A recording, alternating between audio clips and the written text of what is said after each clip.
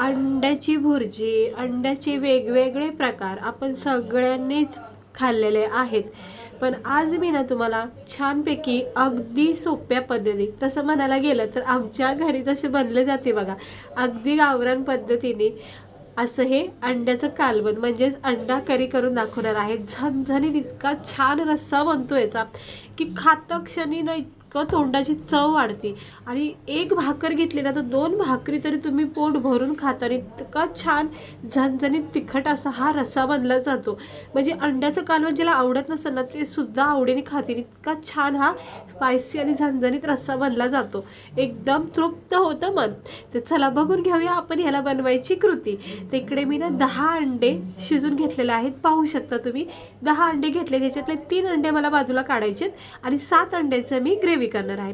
हिरवा मसाला आमच्या इकडचा हे बघा, हे अशा पद्धतीचा हिरव्या अशा तिखट झणझणीत मिरच्या घेतल्यात, अद्रक लसूण, थोडी कोथिंबीर आणि हे सुक्कं खोबरं घेतले. ओलं खोबरं सुद्धा तुम्ही घेऊ शकता. बस हेच आता मी वाटण करणार आहे. आणि हे अंडे सगळे सोलून घेते आहे बघा. अंडे सोलून घेतलेले आहेत. आता आपल्याला याचे 2 भाग करायचे. तुम्ही अख्खे सुद्धा म्हणजे पूर्ण सुद्धा टाकू शकता ग्रेव्हीमध्ये, पण मी कट करून घेते. हे बघा, चाकूच्या सहाय्याने याला अलगद असं कट करायचे. एका अंड्याचे 2 भाग, 4 भाग सुद्धा केले जातात, पण 2 भाग बरे वाटतात खायला. तर खूप मस्त असं तुम्हाला मी झणझणीत गावरान पद्धतीचं कालवण दाखवते. एकदा अशा पद्धतीने करून बघा. हे बघा, सगळे असे अंडे कट करून घेतलेले आहेत आणि इकडे मी मसाला सुद्धा वाटून घेतलेला आहे. आता आपण कढईमध्ये तेल तापत ठेवायचं. याच्यामध्ये कांदा टमाटर परतून घ्यायचं आणि चांगलं याला स्लो गॅसवर फ्राय करायचं जोपर्यंत कांदा टमाटा चांगला परतून होत नाही. त्यानंतर आपण जी वाटण केले म्हणजे हिरवा मसाला जो काढलाय तो याच्यामध्ये टाकून घ्यायचा. कांदा टमाटा थोडं परतून घ्यायचं आणि मग हे हिरवं वाटण याच्यामध्ये टाकायचं. खोबरं असल्यामुळं, अद्रक लसूण असल्यामुळं खूप छान चव येते, एकदम भारी लागते ही भाजी. हीच भाजी ना तुम्ही लाल मसाल्याची करू शकता, फक्त मिरची स्किप करायची. अद्रक लसूण कोथिंबीर आणि खोबरंच वाटण करायचं, बस. मिरची वापरू नका.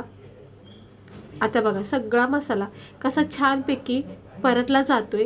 ह्या स्टेजवर आपण 1 चमचा 1.5 चमचा गरम मसाला टाकायचा. खडे पावडर असतं बघा, खडे मसाल्याचं पावडर भेटतं ना, तो मसाला वापरायचा. त्यानंतर 1-1.5 चमचे इथं हळद टाकायची. 1-1.5 चमचे आपण इथे धना पावडर टाकणार आहोत. हे आपले बेसिक मसाले टाकायचे. लाल मसाल्याची करायची असेल तर ह्या स्टेजवर लाल मसाला टाकायचा आणि हे सगळे मसाले आता एकजीव करून घ्यायचं. इकडे मी खडे मसाले वापरले नाहीत, कारण खडे मसाल्याचं म्हणजे गरम मसाल्याचं पावडर भेटतं बघा, ते वापरलं ना आपल्याला खडे मसाले वापरायची आवश्यकता नाही. तर तुम्ही पाहू शकता आपला ह्या मसाल्याचा रंग चेंज झालेला आहे मसाले टाकल्यामुळं. आणि इतकी छान चव येते ना ह्या मसाल्याने, अजिबात काहीही असं विशेष वाटण करायची आवश्यकता नाही. मग हे बघा किती सुंदर असा मस्त मसाला झालाय का नाही, किती ग्रेव्ही अशी छान दाटसर झालेली आहे. आणि ह्याला स्लो गॅसवर परतून द्यायचं. 1-5 मिनटं तरी याला वेळ द्यायचं. जोपर्यंत याला छानपैकी तेल सुटत नाही ना तोपर्यंत याला परतून द्यायचं अगदी स्लो गॅसवर. जितका चांगला तुम्ही हा मसाला ना परतून घेताल तितकीच भाजीला कालवणाला मस्त टेस्ट येते. हे बघा थोडंसं याच्यामध्ये पाणी टाकलेलं आहे. तर पाहू शकता आपला हा झणझणीत स्पायसी मसाला म्हणजे ग्रेव्ही किती छान झालेली आहे. आणि हे 5-6 मिनटं मी स्लो गॅसवर ठेवलेलं आहे.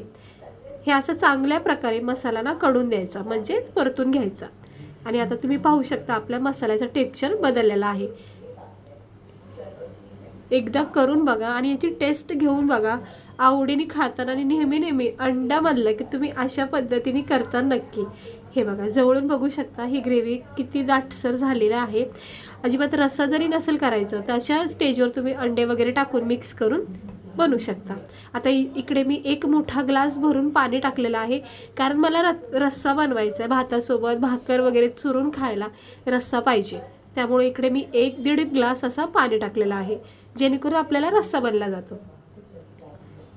आता ह्या रश्श्याला उकळी येऊन द्यायची. मीठ आपण टाकलं नव्हतं म्हणून आता इकडे मी मीठ टाकले आणि पुन्हा एकदा मिक्स करून घ्यायचं आणि द्यायची याला थोडेसे 2-3 मिनटं उकळून. मसाला परतवायला थोडा वेळ घ्यायचा, उकळी फुटायला थोडा वेळ घ्यायचा, म्हणजे मसाला परतणं आणि उकळी येणं ह्याला जितका चांगला वेळ देतात तितके छान तरी रस्स्याला चव येते, मग भाजी कोणतीही असो. आता बघा किती छान तरी यायला लागली आणि उकळीसुद्धा चालू झालेली आहे. आणि आपल्या ह्या रश्श्याला, गावरान रश्श्याला अशी ही अंड्याची, हे बघा किती मस्त असा हा रस्सा बनला झालेला आहे. आणि याला मी उकळून देत आहे. स्लो गॅसवर उकळून द्यायचं, काही घाई करू नका, थोडा वेळ ठेवून द्या.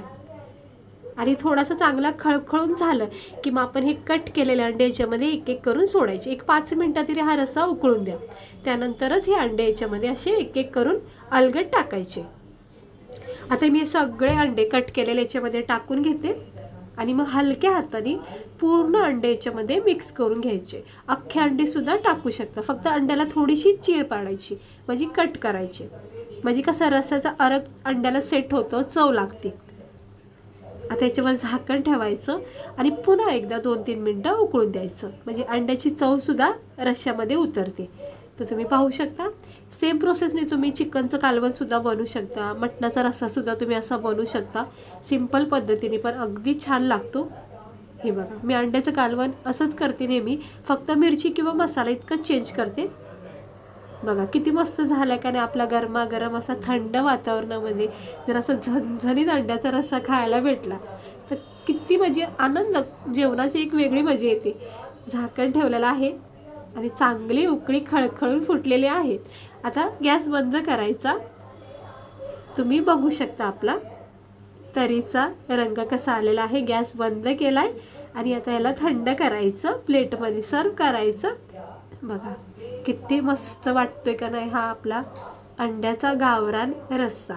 ह्या रश्श्याबरोबर ना बाजरीची, ज्वारीची भाकर ना अशी चुरून खाण्याची एक वेगळी मजा. मी तर तशीच खाते, तुम्ही नक्की एकदा करून बघा. मस्त झालेला आहे. आता मी हे प्लेटमध्ये काढून घेते. गरमागरमच याला खायचं आहे.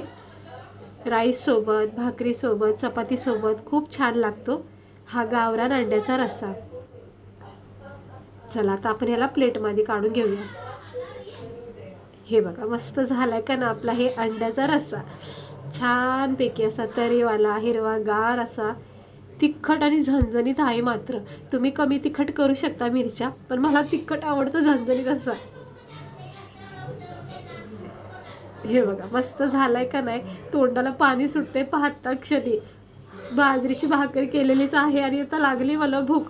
तुम्ही पण या सगळे खायला आणि असा अंड्याचा रस्सा नक्की ट्राय करून बघा. इतका भारी लागतो ना, ज्याला पण तुम्ही देताना तर खरं सांगते भरभरून तारीफ करतील की किती भारी बनवला आहे. आणि भातासोबत सुद्धा थोडासा रस्सा टाकायचा आणि मस्तपैकी खायचा. तर कशी वाटली तुम्हाला आपली अंड्याची ग्रेव्ही? एकदम गावरान आणि आमच्याकडची पद्धत तुम्हाला दाखवली.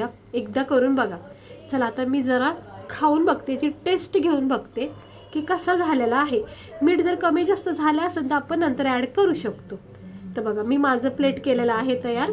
इकडं कांदा, लिंबू घेतलेला आहे, मस्त टमाटा वगैरे कट करून घ्यायचं आणि थंड वातावरणात असं गरमागरम झणझणीत अंड्याचं कालवण बनवायचं. हे बघा बाजरीची भाकरी केली आहे, मस्त कडक भाकर केलेली आहे.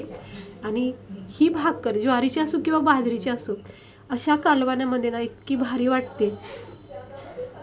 मस्त अंड्याचा एक पहिला घास घ्यायचा, ह्या तिखट झणझणीत रश्श्यामध्ये बुडवायचा आणि याचा आनंद घ्या. सोबत राईस घ्यायचा. इतका भारी, म्हणजे तो तोंडामध्ये इतका स्पायसीपणा जाणवला, मस्तच वाटलं. खरंच तोंडाची चव आल्यासारखं झालं. तर नक्की ट्राय करून बघा. तुम्हाला जर खायचं पण झालं असेल तर नक्की एकदा ट्राय करून बघा, कारण असा रस्सा बघितला तर सगळ्यांचंच मन होतं. माझंसुद्धा झालं आहे. हे बघा मस्त वाटतंय आणि खरंच खूप छान झालं आहे. सिम्पल पद्धतीने केलेलं आहे. तुम्ही पण या सगळे खायला आणि अशीच व्हिडिओ बघत राहा. आजची रेसिपी आवडली असेल तर लाईक करा. भेटते मी तुम्हाला पुढच्या व्हिडिओमध्ये. स्वस्त राहा, मस्त राहा.